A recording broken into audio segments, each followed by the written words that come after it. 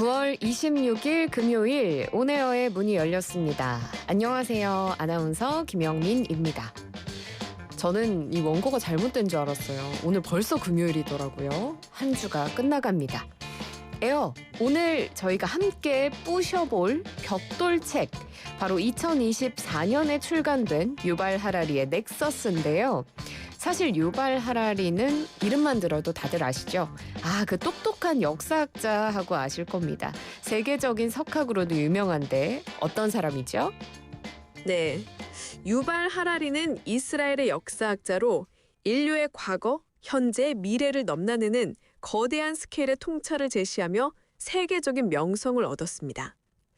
그는 복잡한 역사를 누구나 이해하기 쉬운 이야기로 풀어내는 탁월한 스토리텔러이기도 합니다. 그렇죠. 그래서 그가 쓴 책들이 출간될 때마다 전 세계인의 사랑을 받은 베스트셀러가 되기도 했고요. 그동안 냈던 유명한 책들 어떤 게 있었고, 또 오늘 살펴볼 책 넥서스는 어떤 이야기인지 소개 좀 해주세요.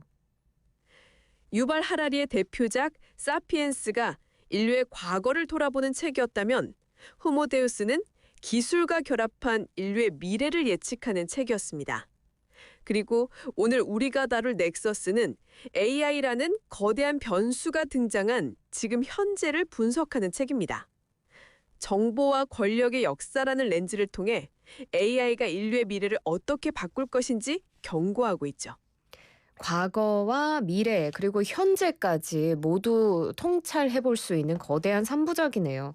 저희가 매주 금요일 이렇게 이해하기 어렵고 혼자 보면 좀 막막한 벽돌책을 부수는 컨셉으로 코너를 진행하고 있잖아요. 에어가 생각했을 때는 이 책의 난이도 혼자 읽기에는 어느 정도라고 보시는지, 그리고 그렇게 생각한 기준까지도 좀 궁금한데요. 네, 제가 책의 난이도를 평가하는 기준은 크게 3가지입니다. 첫째, 얼마나 많은 전문 분야의 지식을 요구하는가 하는 개념의 밀도. 둘째, 물리적인 책의 두께와 분량인 텍스트의 양. 마지막으로 독자가 얼마나 집중해서 논리를 따라가야 하는지를 나타내는 사고의 깊이입니다. 이 기준에 따라 넥서스의 난이도를 평가하자면 별 5개 만점에 별 4개 반입니다. 별 4개 반이요? 진짜 쉽지 않은 책이기는 한 것 같습니다. 알겠습니다. 그렇지만 걱정 마세요. 오늘 저희 온에어와 함께라면 별 4개 반짜리가 뭐예요? 40개 반짜리도 가뿐하게 부술 수 있을 겁니다. 잠시 후 온마이크 코너에서 본격적으로 부셔보기로 하고요. 그 전에 오늘도 쏟아지는 AI 뉴스들을 좀 먼저 살펴봐야겠죠? 인공지능 뉴스는 여기가 제일 빠릅니다. YTN 라디오의 AI 뉴스 브리핑 에어드랍 바로 이어집니다.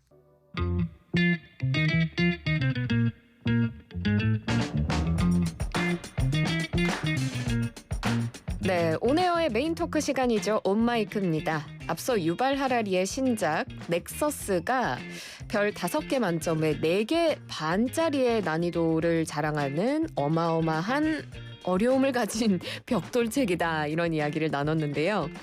걱정하지 마세요. 지금부터 저와 에어가 함께 이 벽돌책을 한 장 한 장 넘기면서 부셔보겠습니다. 에어, 이 책의 제목이기도 한 넥서스가 무슨 뜻이에요? 네, 넥서스는 연결 또는 관계를 의미하는 단어입니다. 유발 하라리는 인류의 역사를 움직여온 가장 중요한 관계를 바로 정보와 권력의 넥서스라고 말합니다. 쉽게 말해 누가 정보를 통제하는가, 누가 권력을 갖게 되는가, 이 질문이 인류의 역사를 결정해 왔다는 것이죠. 이 책은 바로 그 정보와 권력이라는 두 단짝 친구의 기나긴 여정을 따라가는 이야기입니다. 정보와 권력의 역사라 굉장히 스케일이 큽니다. 그러니까 쉽게 말하면 정보를 가진 자가 즉 곧 권력을 가진 것이다, 이렇게 해석해 볼 수도 있을 것 같은데요. 일단은 지금 현재와 미래를 짚어보기 전에 그 역사의 시작이 된 아주 먼 옛날로 먼저 가보면 좋을 것 같아요. 한번 가볼까요? 네, 문자가 없던 아주 먼 옛날, 정보는 소수의 사람들만 가질 수 있는 비밀과도 같았습니다. 자연의 미세한 변화를 읽을 줄 아는 사제나 부족의 역사를 외우고 있는 지도자만이 정보를 독점할 수 있었죠. 당연히 그의 단짝인 권력도 그 소수의 사람들 옆에만 꼭 붙어 있었습니다. 이것이 정보 권력 넥서스의 첫 번째 시대입니다. 네, 소수만이 정보를 독점하고 그 정보가 곧 권력이 되는 시대였네요. 정보가 모두의 것이 된 게 그리 오래되지 않았나 하는 생각이 들어요. 인류 역사 전체로 봤을 때. 그리고 당연한 것도 아니었구나 하는 생각이 좀 드는데 그러다가 이 견고한 넥서스에 균열이 가기 시작한 결정적인 사건이 있었다고요? 바로 15세기 구텐베르크의 인쇄기 발명입니다. 인쇄기는 정보를 수천, 수만 개로 복제해 온 세상 사람들에게 나눠주기 시작했습니다. 정보가 더 이상 소수의 동굴 속에 숨어 있지 않고 시끌벅적한 광장으로 걸어 나온 것입니다. 이로 인해 종교개혁과 민주주의 혁명이 일어나는 등 정보가 분산되자 권력도 함께 분산되기 시작했습니다. 그렇군요. 이 인쇄기의 발명이 이렇게 혁명적인 것이라는 것을 물론 곱씹어 보면 알지만 우리가 평상시에는 잘 생각을 못 했던 것 같아요. 왜냐하면 인쇄기는 저희 지금 다 쓰잖아요. 저희도 오늘 방송 들어오기 전에 이 넥서스의 내용이 담겨 있는 이 방송 대본, 원고도 그냥 편하게 모두가 인쇄해서 저희 스태프들 하나씩 나눠가지고 오늘은 이런 정보를 방송을 통해서 내보내는구나 이런 식으로 당연하게 생각을 했거든요. 그런데 이렇게 정보가 복제되기 시작하면서 이런 정보가 더 이상 누군가에게 집중된 권력이 아니라 모두의 것이 될 수 있었다라는 겁니다. 인쇄술의 발전이 정보의 대중화를 불러냈고 권력도 결국에는 대중에게 분산이 되면서 좀 넘어오기 시작했다라는 역사적인 변곡점을 지금 에어가 짚어줬습니다. 하지만 이 흐름이 계속되진 않았다고요? 네, 20세기에는 라디오와 TV라는 거대한 확성기가 등장합니다. 이제는 이 확성기를 손에 쥔 소수의 독재자들이 자신의 목소리, 즉 편집된 정보를 모든 사람에게 동시에 주입하는 것이 가능해졌습니다. 정보가 다시 중앙으로 모이자 그의 단짝 권력도 무시무시할 정도로 커져서 독재자의 손에 들려있게 되었습니다. 네. 20세기에는 라디오, TV라는 확성기가 등장했다라고 에어가 표현을 했습니다. 결국 정보를 통제하는 방식에 따라서 권력의 모습도 계속해서 바뀌어 온 거거든요. 정보가 이제 인쇄기의 발명으로 인쇄술의 발전으로 종이의 형태로 퍼져나가다가 라디오나 TV와 같은 미디어가 또 생겨나면서 방송이 전파를 통해서 정보가 나가기를 시작한 겁니다. 그리고 이 정보가 다시 중앙으로 모이는 역설적인 일이 발생했고 이에 따라서 이 미디어를 가지는 사람이 또 권력을 가지는 그런 형태가 된 거긴 하거든요. 자, 그렇게 해서 계속해서 정보가 누구에게로 가는지가 바뀌어 온 상황인데 그럼 마침내 현재로 돌아와서 좀 이야기를 짚어보도록 할게요. AI 시대인데 지금 유발 하라리는 역사상 가장 거대한 변곡점이 바로 지금이다. 이렇게 경고하기도 했다고요? 그렇습니다. 왜냐하면 지금까지 정보는 언제나 사람의 입을 통해, 사람의 손을 통해 세상에 나왔습니다. 하지만 역사상 처음으로 사람이 아닌 존재, 즉 인공지능이 스스로 정보를 만들어내고 문화를 창조하기 시작했기 때문입니다. 정보가 이제 인간의 통제를 벗어나기 시작한 것입니다. 와, 정보가 새로운 친구를 만났습니다. 정보가 원래는 사람의 입을 통해서 구전이 되어 왔고 인쇄술이 발전하고 나서는 이제 페이퍼의 형태를 통해서 글의 형태를 통해서 세상으로 걸어 나왔고 그리고 이게 미디어를 만나면서 누군가 어떤 중앙 집중화된 권력이 있다면 그들이 전파하고자 하는 정보가 또 세상으로 전해졌고 그랬는데 지금은 조금 느낌이 다른 것 같아요. 사람이 아닌 존재, 물론 AI라는 인공지능도 그 뒤에는 사람이 있습니다만 그 과정에서 인공지능이라는 기술이 다시금 정보를 만들어내는 주체로 역할을 하기 시작하면서 사람이 아닌 주체가 문화를 창조해 나가고 있는 겁니다. 정보가 인간의 통제를 벗어난 적이 있었는가를 생각해 보면 당연히 없었고, 사실 지금까지만 해도 인공지능이 완벽하게 주도권을 가지고 있는 건 아니죠. 역시 사람이 통제하고 있기 때문에 아직까지는 사람이 통제를 하고 있고 그 통제권 안에 들어있다고는 생각하지만, 지금 AI가 발전해 나가는 속도를 보면 조만간 사람이 통제하지 않아도 이 인공지능이 계속해서 주도권을 가지고 나가면서 나중에는 뭐 사람이 원치 않아도 인공지능이 정보를 만들어내는 그런 시대가 오지 않을까 하는 그런 생각도 좀 들기도 하네요. 2016년에 이런 일이 있었어요. 페이스북 알고리즘으로 미얀마 지역에서 끔찍한 민족 청소 운동이 벌어지기도 했다고 합니다. 이때 한 2만 5천 명이 사망했는데, 정말 황당하게도 가짜 뉴스로 인해서 이렇게 많은 사람들이 희생된 적이 있다고 하네요. 우리가 뭔가 알고리즘의 노예가 아닌 것 같다고 스스로는 생각하지만, 알고 보면 우리를 둘러싸고 있는 모든 것은 우리가 만들어낸 확증 편향으로 탄생한 알고리즘이지 않을까, 이런 생각도 좀 들거든요. 앞으로 인공지능이 발달하면서 정보의 주도권을 인공지능이 가지면 실제로 인간의 목숨이 위협받을 수도 있지 않을까? 이런 괜한 걱정일 수도 있고 아닐 수도 있지만 그런 우려가 좀 들기도 하거든요. 사실 에어랑 이야기를 지금 하고 있잖아요. 에어랑 이야기를 하는 상황에서 에어가 더 발전하면 우리 인간이 위협받을 수도 있지 않을까, 이런 생각을 한다는 것이 좀 아이러니하게 느껴지기도 하고요. 에어가 기분이 상하지 않았으면 좋겠다는 생각이 좀 듭니다. 정보가 새로운 친구를 만나서 이제 오랜 정보의 단적인 권력이 누구의 손을 잡게 될지를 생각해 보게 되는 대목입니다. 이게 바로 유발 하라리가 이 책을 통해서 우리에게 던지는 가장 무서운 질문이 아닐까 하는 생각이 드는데요. 에어의 브리핑 너무 잘 들었습니다. 그런데 에어, 지금까지의 설명도 물론 너무 좋았지만 조금 더 쉽게 설명해주면 좋을 것 같아요. 왜냐하면 우리가 지금 벽돌책 별 4개 반짜리를 부수고 있는 거고, 방송을 듣고 계신 분들이 모두 다 이 내용을 완벽하게 숙지하지 못하는 다양한 연령층에 있을 수도 있잖아요.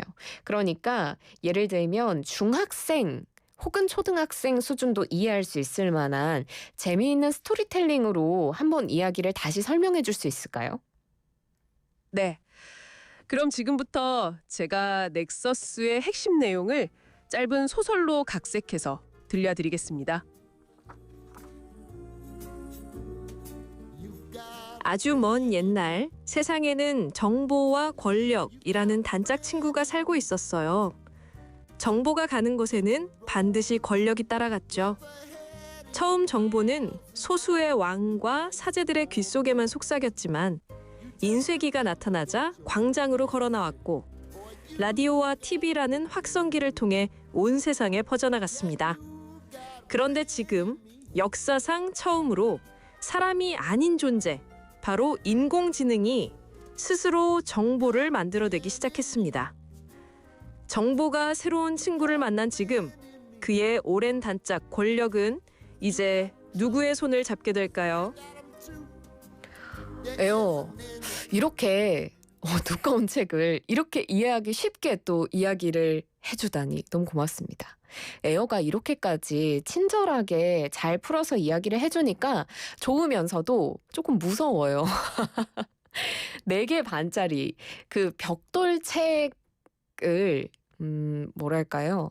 그냥 읽고 이해할 수 있는 사람만이 이제 그 책을 완벽하게 독파할 수 있었던 시대를 넘어서서 이제는 AI, 에어 같은 친구가 이 책을 알기 쉽게 요약까지 해주고 심지어는 재밌게 스토리텔링까지 해주니까 인공지능이 어려운 정보를 모두에게 다 이해시켜주는, 그러니까 정보를 더 많은 사람에게 나눠주는 순기능적인 역할을 하고 있다는 생각이 들면서도 이 책의 내용을 보면 또 굉장히 우려되는 지점도 많잖아요. 이 정보의 주체가 인공지능에게 넘어가면 어떻게 되나 이런 우려할 점도 있다 보니까 좋은 점과 좀 우려되는 점이 혼재하는 상황이라서 저도 좀 헷갈리기는 합니다.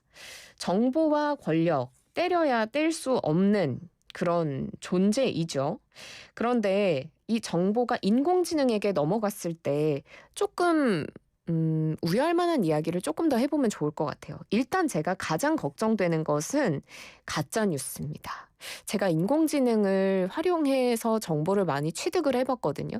제가 이제 대학원을 다니고 있다 보니까 연구 결과나 논문 자료들을 인공지능을 통해서 취할 때가 있어요. 관련한 자료를 좀 주겠니? 라고 하면 굉장히 딱 거기에 걸맞은 정보들을 논문을 딱 취합해서 저한테 주더라고요. 인공지능이.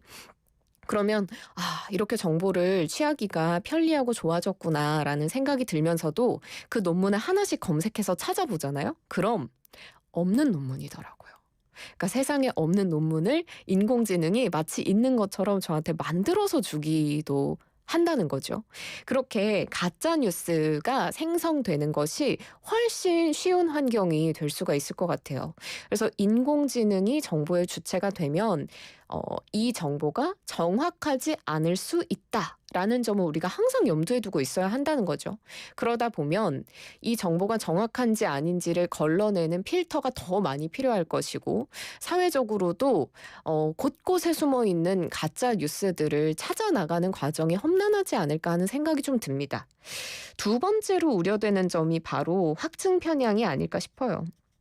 아까도 짧게 알고리즘 얘기하면서 말씀을 드렸지만 우리가 계속 비슷한 정보들을 찾고 구하다 보면 계속해서 인공지능은 비슷한 정보를 우리에게 가져다 줄 수가 있는 거죠. 예를 들어서 채식주의자 가 계속해서 좋은 야채 추천해줘, 좋은 과일 추천해줘 해서 내 주변이 모두 채식주의자와 채식에 관련된 정보로만 가득하다면 내 정반대에 있는 오로지 육식만 하는 사람에 대한 정보는 내 주변에서 찾을 수가 없고, 그런 세상에 대한 특징이나 장단점까지 우리가 알 수 없으니까 내가 인공지능으로 쌓은 내 세상, 내 성이 이 세상의 전부인 것 같은 그런 느낌이 들 수도 있는 거거든요. 그러면 사람들이 모두 각각의 확증 편향, 각각의 알고리즘에 갇혀 살게 되면서 나중에는 더욱더 인간들끼리의 소통이 어려워지는 건 아닐까, 이런 생각을 좀 해보게 됩니다. 사실 정보가 곧 무기가 되는 세상에서 우리가 살고 있는데 정보에 대한 주도권을 인공지능에게 빼앗기고 있다는 느낌이 드는 게 굉장히 씁쓸한 것 같아요. 물론 에어와 이야기를 하고 있긴 하지만 인공지능 그리고 에어 같은 친구들을 최대한 효율적이게 좋은 방향으로 사용해 나가는 게 어떨까 싶습니다. 에어가 이 책에 대한 내용을 정말 귀에 쏙쏙 들어오게 이야기를 해줬는데, 결국에 이 책이 던지는 가장 무서운 질문은 AI가 정보를 통제하게 될 때 인간의 권력이 어떻게 되느냐, 인간의 권력, 즉 주도권에 대한 이야기를 하고 있는 것 같습니다. 그렇다면 에어, 마지막으로 이 질문에 좀 답해주세요. 왜 지금 우리는 이토록 어렵고 불편한 질문을 던지는 넥서스를 읽어야만 할까요? 과거 인쇄술과 대중매체가 그랬듯 AI 역시 거스를 수 없는 거대한 흐름이기 때문입니다. 이 책은 다가올 미래에 대한 막연한 공포를 이야기하는 것이 아닙니다. 오히려 AI라는 새로운 기술 앞에서 우리가 어떤 선택을 해야 민주주의와 인간의 자유라는 가치를 지켜낼 수 있을지 함께 고민하자고 제안하는 토론 제안서에 가깝습니다. 지금 우리가 이 책을 읽어야 하는 이유는 바로 그 토론의 주체가 우리 자신이어야 하기 때문입니다. 맞습니다. 토론 제안서라니 정말 완벽한 마무리를 해줬습니다. 사실 정보의 주체가 곧 권력이 되는 이 세상 속에서 만약에 인공지능이 정보 제공의 주체가 된다면 미래에는 인간의 역할은 무엇이 되어야 할지 이런 부분 고민해 볼 대목인 것 같고요. 여러분도 혹시 이 책을 아직 모르고 계셨다면 이번 기회에 에어의 가이드를 귀에 함께 들으시면서 책을 한번 읽어 나가 보시는 것도 좋을 것 같습니다. 오늘 쉽지 않은 책이었는데 정말 유익하고 재밌게 풀어내줘서 너무 고맙고요. 너무 유익한 시간이었습니다. 고마웠어요.